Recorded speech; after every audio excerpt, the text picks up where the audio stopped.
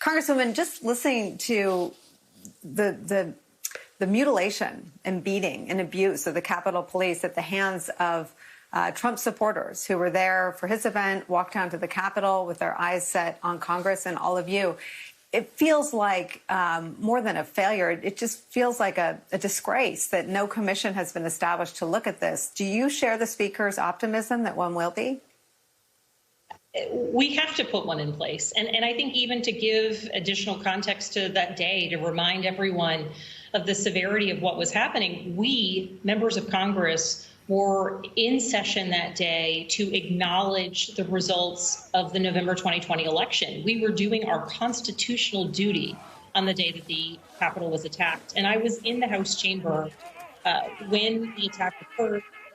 The last group to be evacuated out. And when we were evacuated out, it was past the protesters who were thrown down on the ground. This is, hours into the attack once the police officers were able to actually gain control of the situation. But the beatings, what we've now seen from video footage, the barbaric nature of this event, on the day that we were performing a constitutional duty, it was an attack on our very democracy. And we absolutely need a commission to understand what happened and also to understand the weaknesses here at the Capitol that put our Capitol police officers in such a perilous circumstance and our democracy itself.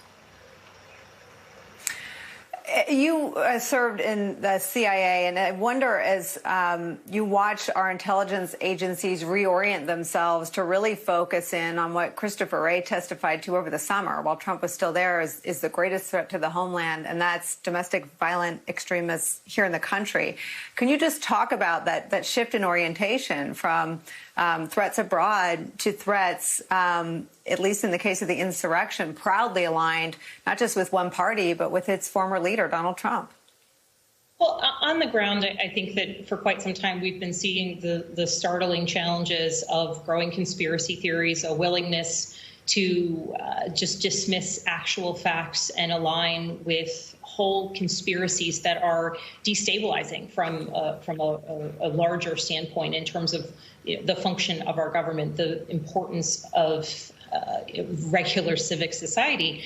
And to see the intelligence community, to see particularly the FBI and Director Wray talk about the challenges that we as a nation face, and be wide-eyed, because from my background as a former CIA case officer, the number one thing you had to do was be wide-eyed and clear-eyed on the threats that were posed, because the only way that you can address them is by understanding the scope and the potential severity of the threats that we as a nation face, be it international terrorism, be it threats of domestic terrorism. So I'm appreciative of the significant work of our law enforcement officials, our FBI agents, and our intelligence community writ large in their efforts to truly understand the threats that exist at home and abroad, so that we as lawmakers can be part of moving forward to contend with them.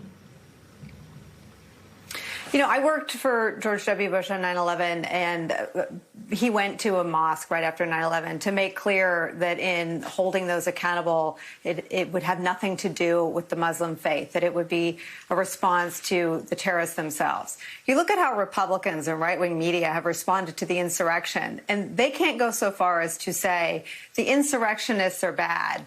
Republican Party is for a whole bunch of good stuff. They've taken the opposite approach of that. They've broadened the tent to say the insurrectionists are us, we are them.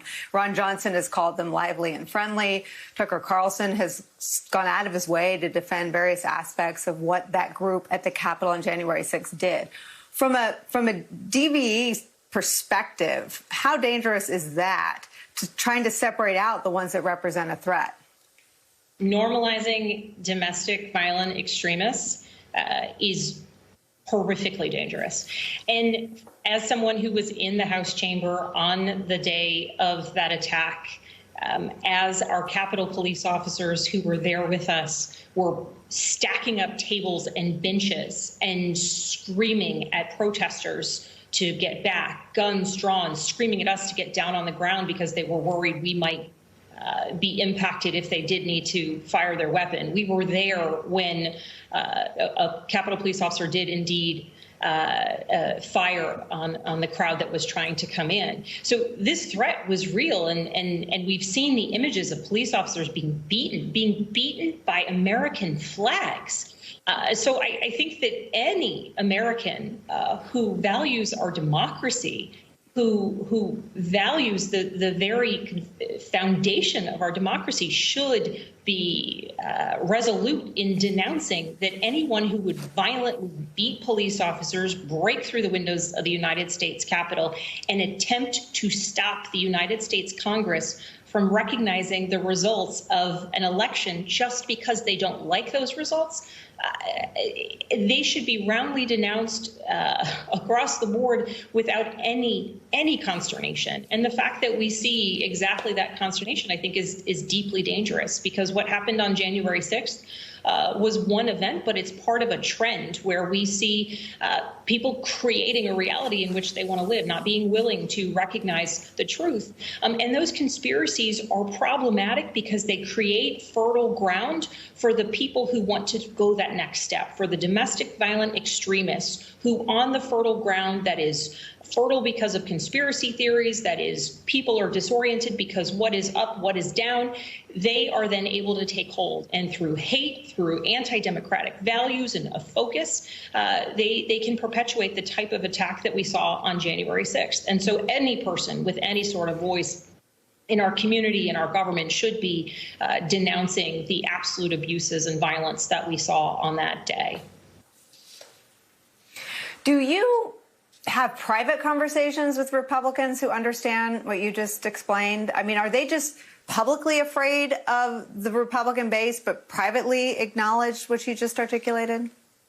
I think it's a shift. I think there's people kind of across the spectrum. I think there are some who have been, each way, right? When the election first happened and people were disappointed, my voters aren't happy with the results, so I'm going to wait until the states certify. And then the states certify. Well, I'm not going to recognize Joe Biden yet because I'm going to wait till the Electoral College votes. Okay, now the Electoral College votes. Well, my base is still unhappy. I'll wait until January 6th when, Congress acknowledges it. And so each place along the line, when I think people have the real ability to say, hey, guys, I'm sorry. The person I wanted to win didn't win. I'm disappointed. The other guy won. Yeah. But that's our democracy. So many people didn't demonstrate that level of leadership. And I think that contributed significantly to the fact that people bought into this big lie because no one told them it wasn't a lie, or that no one told them that it wasn't true and that it was a lie. Right. So at this point, I think the more vocal that my colleagues, certainly across the board, but certainly across the aisle on the Republican side, the more vocal they can be in acknowledging this big lie, it's incredibly important to the safety of our democracy. And some people just want to focus forward, but there has to be discussion of what went wrong and how allowing this lie to permeate among our constituents led to the devastating and deadly attack that we witnessed on January 6th.